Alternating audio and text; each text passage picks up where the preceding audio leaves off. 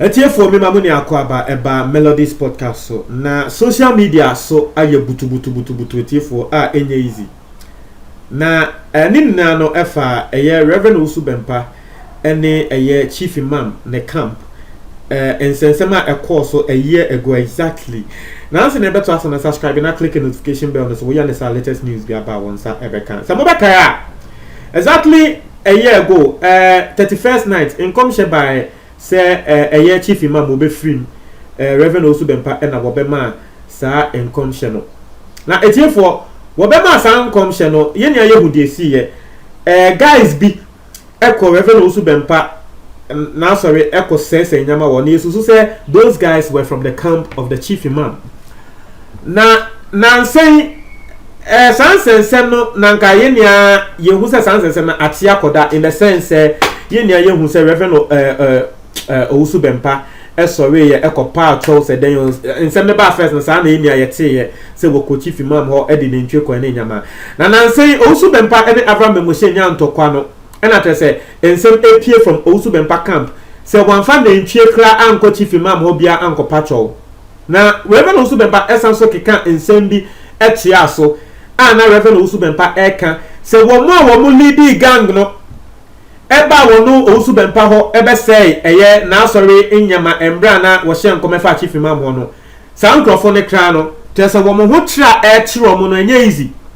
na sa nkrofo no pa ne chow gidigidi na oni kra wo lead sa nkrofo no wo ma eye le nkrofo ekose Reverend Usu Bempa sorry Reverend Usu Bempa ka se sa ni pako na be pa ne chow ne nyama ni na no sa ni pako no eden sema ba bonten tre se ensema Usu Bempa kanini na no enya ne kre me mpese ebe kwa koye se eye memenum na asem we free it me pese yekotie Usu Bempa na asem. I think Usu Bempa was speaking in a different church and our can sansem no said the omo can say wonu di nentua kopa Chief Imam cho na enya ne kre ne nsem bebre the leader of the gang ebepa ne cho leader of the gang ne passport iraye ema wobepa Usu Bempa cho ansa wo hu ne passport nsem bebre leader of the gang so be responded. So to be fair, let's go and take Nsema Usu Bempa kan ye we are me akofa the leader of the gang so Nsema wono so edi tuja na misusu se mu niamu tia mu behu oni kra wo ka ne kre ana wo ni kra sebe wo twantro wuntimi nka Usu Bempa se mo nhyam nyame na achisu hallelujah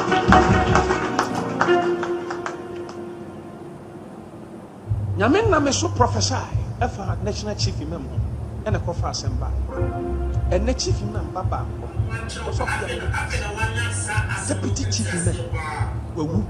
the identity second on swell, third one no swell, fourth one no swell. The same year, you know, and Etina Papa and the other so because of the camp prophet, Prophet also by Paco Papa. Mama Munka, or not a smile man in Crawford Bank. I'm not pranking. Me body ni sha mama kuma ne wo mi mu no e stop brutal hallelujah and to mo sami an shenko e den no di for shenko se Chief Imam na Chief Imam da so tiase na ni deputy 4 omo nyina wu at a time the same year enti enkasa nkere obi sometimes so ene say obi ono so ye Muslim aye o ye sheikh no no so abetra Paul admochiri program so asian come say Chief Imam bewu but ono de obi andi na tem o man kono so attack o Usu Bempa kan de na omo ba ma soro ho be sa na me kura ma soro no me si to say no kura me mfa say de make not masi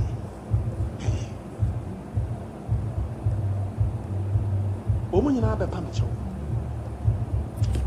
your lead gang no wa ba me fi abefa God is abedi se maso emu mi enu suwa moto suwa moto nyame na me so prophesy efa national Chief okwa abrochire oda wontimi nna da bia na ofre oso obaga na ha ababe me no hu mi mpansa na woko because no passport no hu da bia oba pa me chawa no hu the passport hallelujah.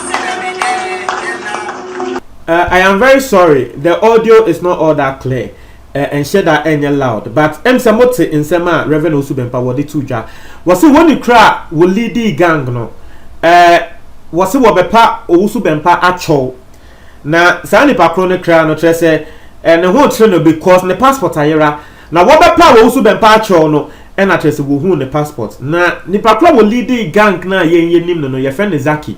na ne kra Zaki no enso ababonten e de nsem bi ababetuja na mempese be kwa koye se me na me kan nsem ahye Zaki no ne num nti yenkonko tie nsem Zaki no wo kan ye ni ayate Reverend Osubempa says o se Zaki ababepa no cho ana okay wan bo Zaki din o se woni kura wo lead gang no yenso de enim se wo lead gang no eye Zaki nti yenko tie nsem Zaki wo de abetuja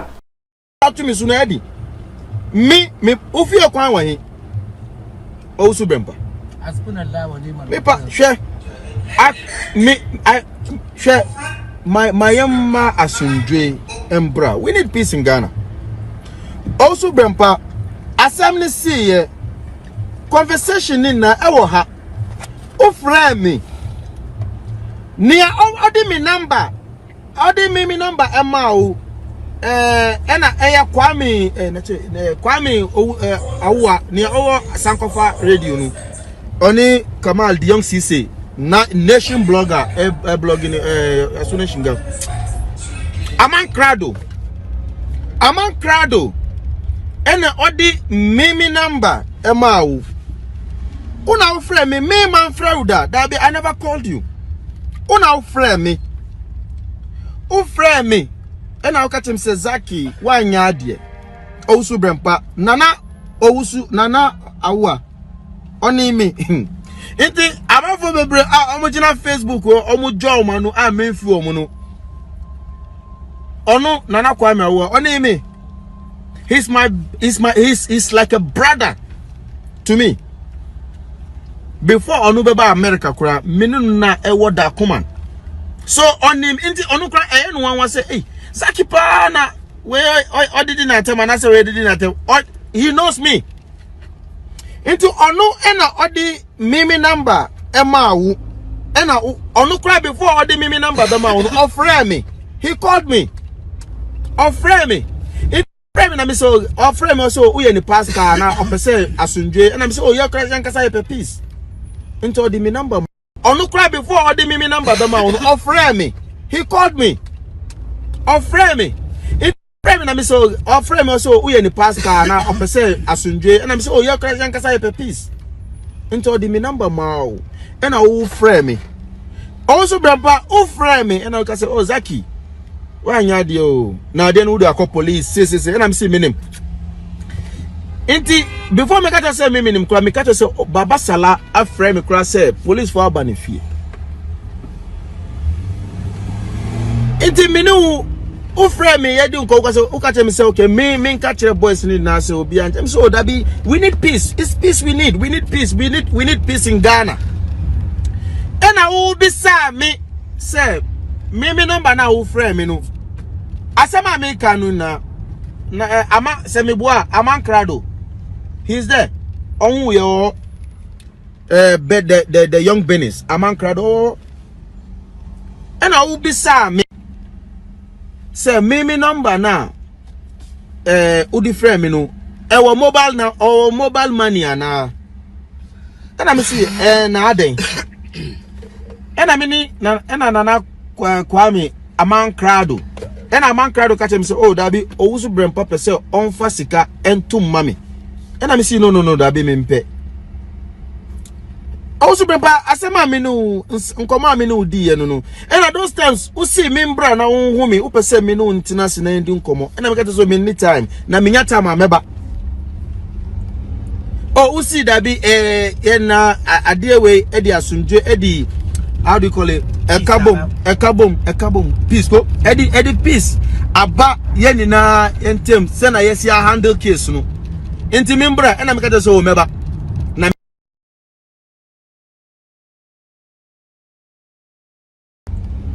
oh we see that be na ade we e di asundwe e di how do you call it ekabom peace go e di peace aba ye ni na entem se na yes ya handle case no enti me mbra and I make so meba na menya tama nti aman krado over Facebook so o ka chem say me force na me mehu ena sister we over Germany nana ya cha Ephraim say o pamicho na me force ya na ena me ka say o da be peace na ye pe say peace aba enu anu no ena ukofa Coffee TV Dabi sorry before ukofa Coffee TV uka say Abrantihina o fadama we Buhari Abrantihini o fadama Buhari o freno ono oba waba ntimi nso me mbomode na membra ye be nwa uka tem say opese umbra chief imam ho na uma date and I'm see yo that's very good. But video no we see amanfo see wako chief imam wako pacho. Yeah, it's true. Video no mungo show of Coffee TV so. Udi enye na ntwe nkwa o udi na ntwe eni odwan fita wala odwan no me up to now me won na ntwe buom how do you call it garke ko na ntwe buom ko mo na ntwe buom wo up to now inti I deal my dealing with cows na ntwe na oduba no wala ebe koso be 80 million and 90 million because esun ba big cow esun wallahi and I would how do you call it? Ojoin fita e buy. Coffee TV e for life. E do ba fadama. Nanu Bible mu but afe na wa pipe mu a kire pa afe na wanya sa asem no ntiase pa. Inti mimi ba okura late. Because danu ankasa na me tu coin. Na me ko Germany. But who me no do nkomo no I say me first time I me ko aboturu no. No. Me fa aboturu na me ba fie nsem no kra sie. Enti dano na me ko e na me ka say member wallahi miri na na frame say that Zaki me pacho bo modi an ko. Enti me ba late. Ohu me a na frame me and I will can some kitwe be as some I can no. Iti Harlem. On our friend. Harlem is on this side. Me my friend pictures were I'm on for try pictures. On our friend me say me mama dey na me bra pictures were ho. O friend me oh me bra. Ena obeka sem say wo ni chief mama akoni demo akotena ne mpa no so. E ya mpa o si amanfo nim asema SCA. That be business here because chief imam obuona ono so odi man no o si chief imam na fro chief imam fro me kura una fro me kura man fro chief imam me kura man fro una fro me o si mi ari mintuminda hey de pia mi da etiefo nti abrante na moten ne no ye friend Zaki na se wante de koso asia asemi nia ne se emsamu nia mote se Reverend Owusu Bempah kan se chief imam na frɛ no ene wo no na wo frɛ chief imam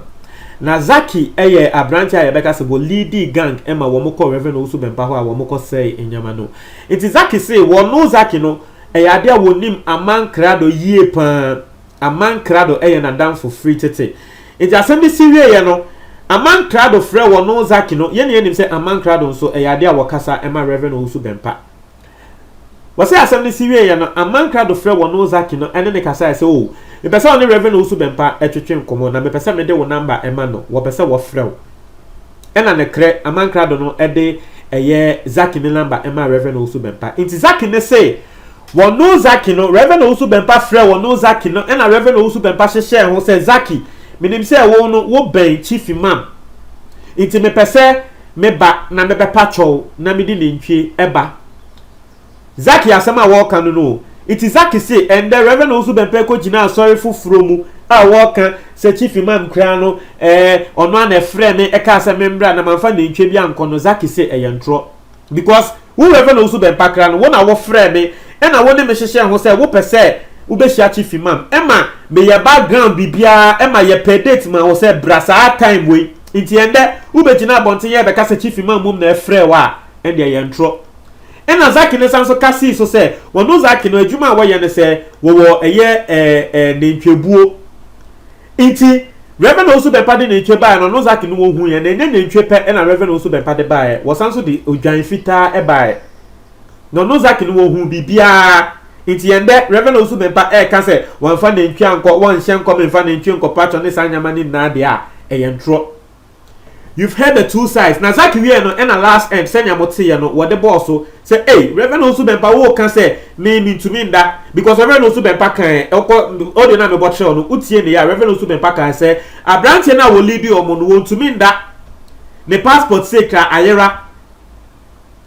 na wo be pa me cho no ansa na wo hu the passport and Zaki air say oboa